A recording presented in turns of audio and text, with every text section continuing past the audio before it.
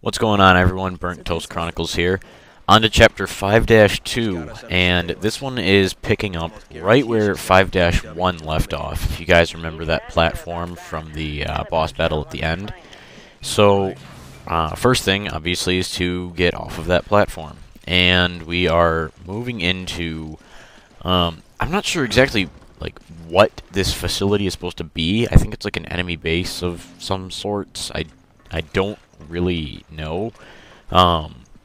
I've sort of forgotten the actual storyline to this game for the most part. I just play it for the actual gameplay. So, a little new here though is enemies with guns, and I believe this is the first chapter where they're introduced. You know, I don't want to sound stupid if I'm wrong, because I don't think these were in 5-1. But you know, provided I'm right, then these are the first enemies with guns that you're going to encounter, and they're not a big part of the game. Like, you'll still encounter other types of enemies, but every section of the game kind of has its own like special enemy. Like, for example, in the first couple chapters, you've got the town Magini, and then in the third one, you've got like the marshland Magini, and then, you know, here you've got the actual like using actual assault rifles. But they're not that big of a threat. Most of the time, they're not even going to hit what they're aiming at, and it's a little hard to tell in the black and white. But just like you have a red laser, they actually have a green laser. So you can see exactly where they're aiming, and like I said, half the time they're not even going to hit you. And plus, if you're using a bulletproof vest, like I mentioned at the start of this game, way back in Chapter 1, then, you know, you're not going to take a whole lot of damage from them shooting at you.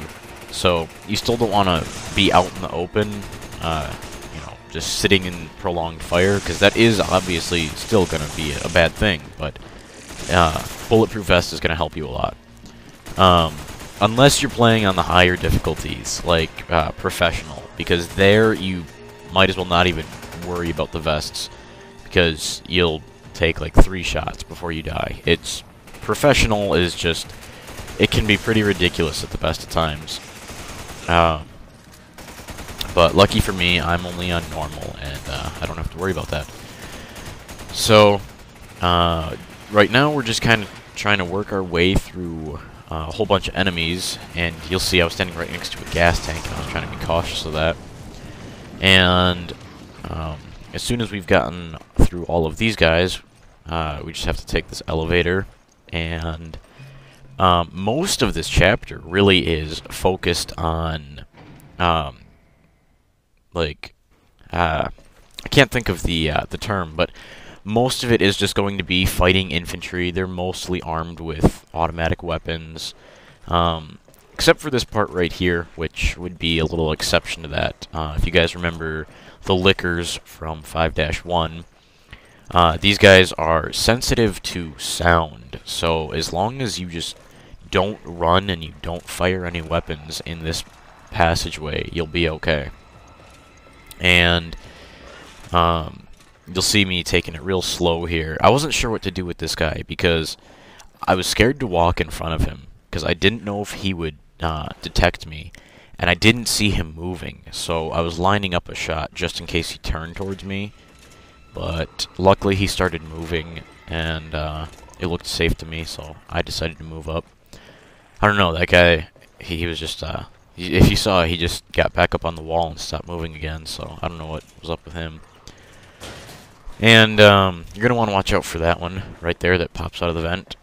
Provided you're not sprinting, it should come out enough in advance that it's not going to catch you off guard. And then right here, for a second, I thought for sure we were screwed. And my partner thought the same, so he started sprinting. And as soon as he started sprinting, then all the other ones were alerted, and we just made a mad dash for the door. And we got through that without any real problem. So done with the liquors, that was only a short little experience. Back to the actual infantry. And, oh, there was a little scene that I accidentally left in there. Oh well. Not like it wasn't a true cinematic cutscene though, so it's not like it matters much. Just shows some enemies moving into position.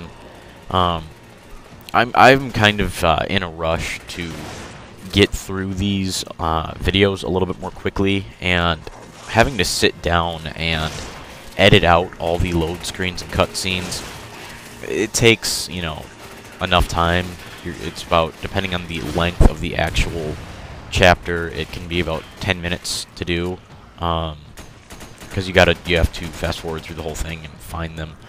It's a real, it's time consuming and it's not fun, so I've just been kind of speeding through these, trying to edit them to the best of my ability, so you might see things like that pop up every now and then, but I know for sure I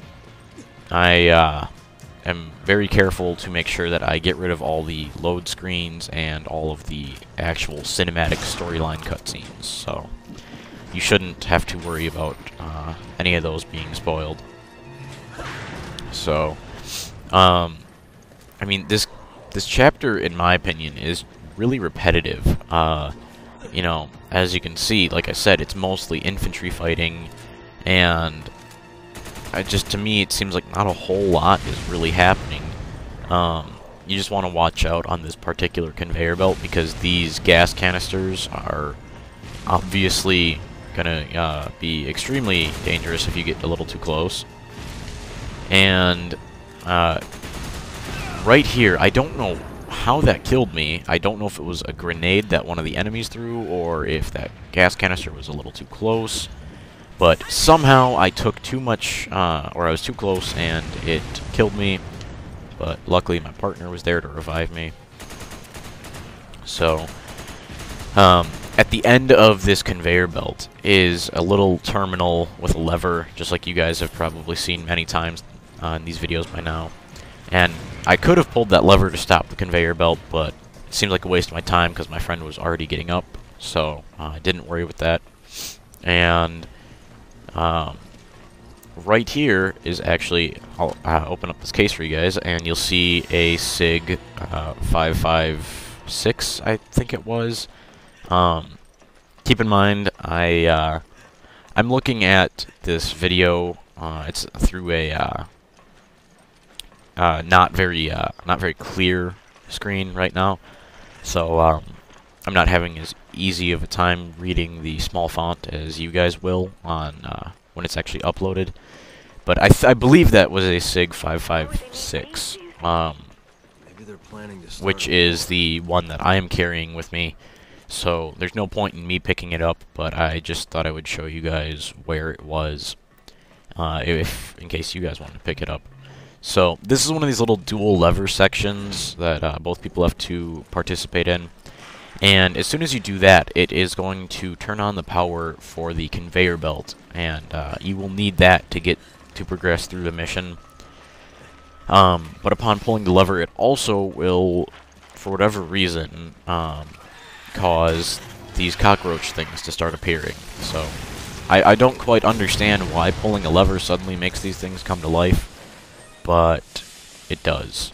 So with an RPG, they're not a problem. One blast and they're done.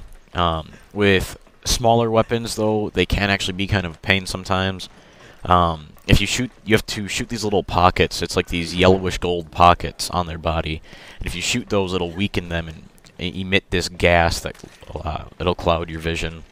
And if they get too close, they are extremely deadly. If you let them get too close, it's not like some of the other enemies where it'll take multiple attacks. They will just one-shot you, so to speak. So you want to watch out for that.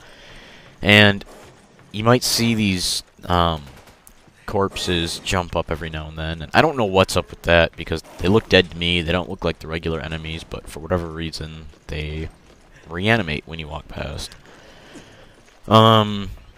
So, I mean, really, that was all we had to do right there was just activate that conveyor belt and run up it. So it's quite a drawn-out process for such a little amount of work. But we are actually moving to the... Actually, wait.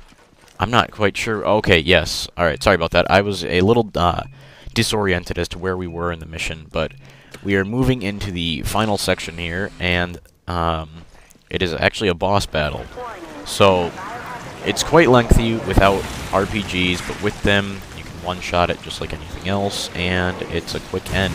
So, that's the end of the chapter, and if you guys liked it, then please subscribe for more, and I will talk to you all later.